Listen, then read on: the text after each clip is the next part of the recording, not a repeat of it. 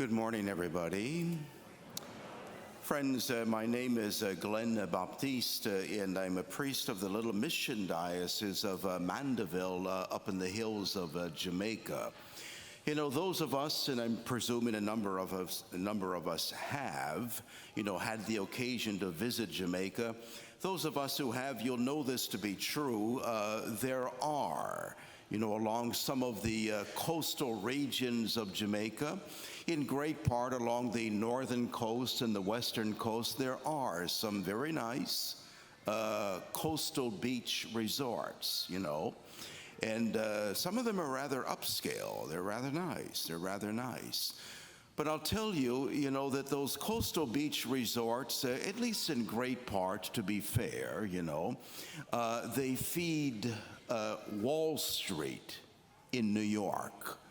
And they have very little impact, on the poor up in the hills of Jamaica.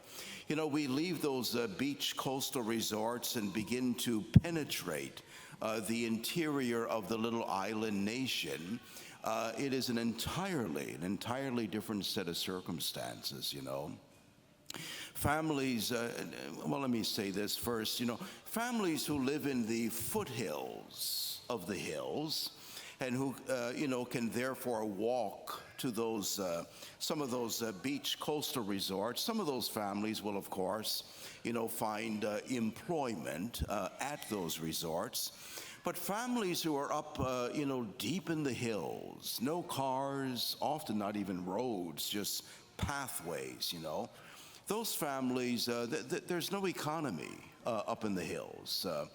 Those families, bless their little hearts, they will seek out little day laborer opportunities, here and there, and they may earn, if they're fortunate enough, to find, a little day laborer opportunity, they may earn in the equivalent of our U.S. dollar, 15, 18, maybe $20 for the day.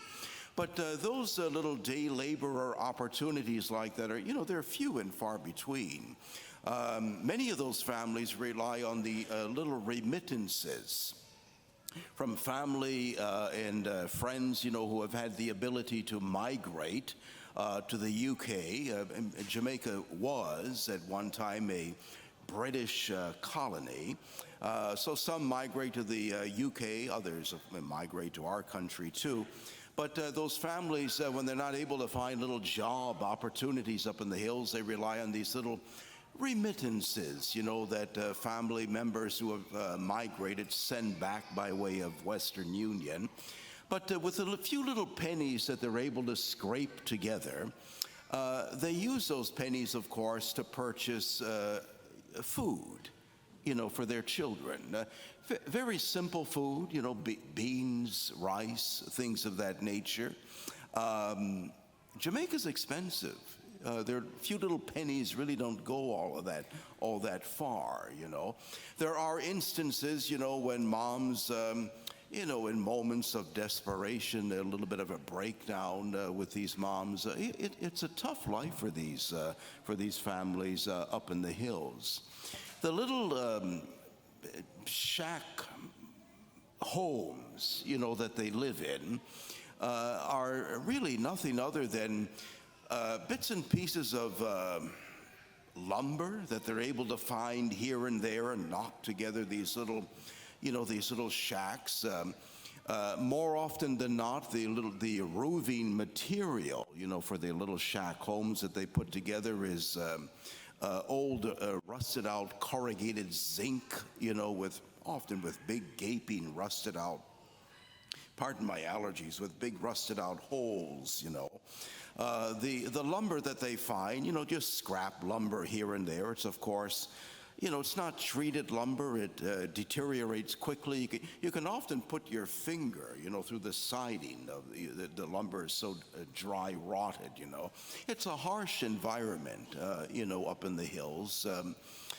So the floors, by the way, are dirt floors, which I guess is okay, except, in the rainy season, which is now, this time of the year in the summer, because those little shack homes, they leak like a sieve. the dirt floor transforms into a coating of mud, coating of slush. And these moms will place these palm branches down to kind of carpet, the mud, so that she and her kids and her husband aren't lying in the mud itself, Once in a while, not very often, some of them will have quite frankly, an old smelly, sweat, perspiration infused little old mattress, but most of them just, on the dirt floor themselves with a few pieces of palm branches. But that's how these families live. It's hard, So there's a lady in my diocese, Mandeville. Her name is Hope Salmon. And she and I and a few others, when I'm there, I join them. When I'm not there, of course, they go without me. But you venture up into the hills with one of these diesel-powered Toyota Land Cruiser things, seeking out these families who are living in the worst of conditions. We meet these families, get to know what their story has been, so on and so on, And Hope Salmon coordinates the building of these neat little two-bedroom cottage homes. They're rather neat, concrete foundation, concrete flooring, of course. The siding is lumber that's imported, treated lumber that's imported, from our country. Of course, the roofing is zinc, but new zinc, not bits and pieces of scrap zinc, There are two little bedrooms, as I commented, a little bathroom with a flush toilet. And you may be thinking, well, big deal, flush toilet, but that is a big deal, when the alternative is, in the bush, little kitchen counter, kitchen sink. They're often painted in these little tropical colors, there's a little front veranda to that. They're neat little cottages, powered by a solar-powered kit and so on and so on. These little cottages, to build are, again, in the equivalent of our U.S. dollars, about $6,000. Sometimes a bit more, the family is larger and need a larger cottage, of course, but they are about $6,000 to build. So I wanted to ask for your help, if you're able to, sponsor one of these little cottages, for one of these families. God bless you. I mean, I tell you, it really transforms, the lives of these families. You could see it in their demeanor, when they're gifted these new little cottages after having been living in a shack. No human being, created by God ought to be living in those inhumane conditions, But they were born into that environment, and, through no choice of their own, and they did the best that they can do. But we try to give them a little dignity, and why? Because they are children of God, So I wanted to ask for your help in that regard. If you're able to sponsor a cottage on your own, God bless you. God bless you. But my bigger point is this, even a piece of a cottage, big piece, small piece, who really cares? Because you put all these pieces together, you end up, with another cottage again. So I wanted to ask, for your help in that regard. We've built a few hundred of these things over the last number of years, but we have a whole list of families whom we have met, who have been vetted, still awaiting a little cottage, and so I wanted to ask, for your help in that regard. Is that the only need of a little poor mission diocese? By no means. It's a need that I shared with you. But we have 3 schools, up in the hills to educate these kids, to teach them a skill, a trade, to kind of break that cycle of painfully raw destitution, there's an assisted living facility that we try our darndest to support. It's not like an assisted living back here at home with, little luxury little apartments. All it is dormitory style, and you walk down that corridor to the kitchen. You walk down that corridor, to the facilities. But we find these elderly folks, their little shack home has deteriorated into nothingness, One little lady we met, all that was left of our little shack were two pieces of corrugated zinc leaning one against the other like that, with a piece of, dry rotted tarpaulin draped over the top of it, and that was their home, And you take that and then you hold it against the backdrop of some of those, coastal beach resorts, and you think to yourself, this doesn't fit, it's two different realities. So we find these little senior citizens, and bring them into the assisted living to give them a little dignity. And why? Because they're children of God,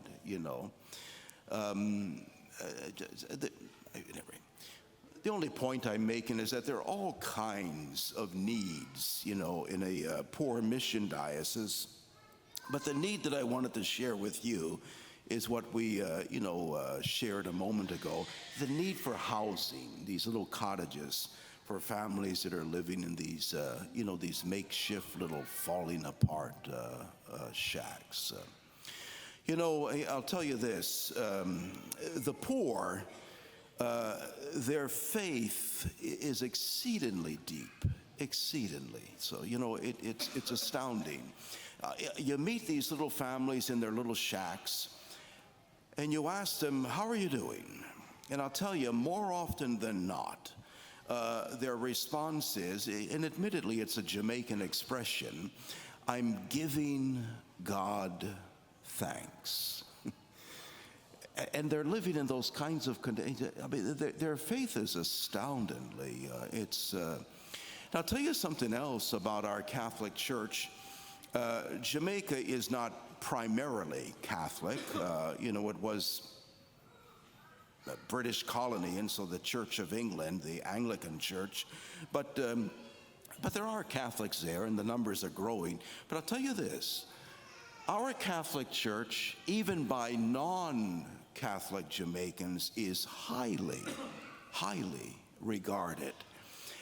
For the outreach that folks see, our Catholic Church reaching out to God's poorest of the poor, giving them a little hand up, out of their painfully raw destitution. And people see that, and they see it as the gospel being lived. It's because of people like you, back here at home, that the church in Jamaica is really very, very highly regarded. But anyway, be all that as it may. I wanted to ask for help with a little housing, cottage things, So there's Father Matthias has put baskets at the doors, where lots of doors around here, so I guess all the doors have baskets. But more importantly, there's a QR code in your bulletin, and a QR code posted at the doors, or simply bring a check back, to your parish here at St. Patrick, and make it payable to St. Patrick, but then put in the memo line, Jamaica, and Father Matthias will have it gathered together, send it to the missions office in your diocese here of Lansing, and then your diocese, eventually, when it's all gathered together, will pick it up and wire transfer it to the little bishop's office in Mandeville, Jamaica. So I wanted to ask, for your help in that regard. I don't want to ignore the gospel, however. So permit me to simply, or perhaps not so simply, to say this. By the way, as you well know, I'm here asking for solidarity with our poor up in the hills of Jamaica, but I don't choose the gospel of the day. You know that. It's just given to us in the lectionary. But what I find interesting about this gospel that's given to us this 19th Sunday of our church's year, it's all about vigilance, being prepared to greet our God. And it just struck me, it has, what better way, it seems to me, what better way to remain vigilant other than being conscious of and therefore entering into solidarity with God's poorest of the poor? I mean, I don't know what better way to, God clearly cares, when we care, that's, I think, a very effective way of remaining vigilant. So thanks for your care and your sensitivity to God's poorest of the poor.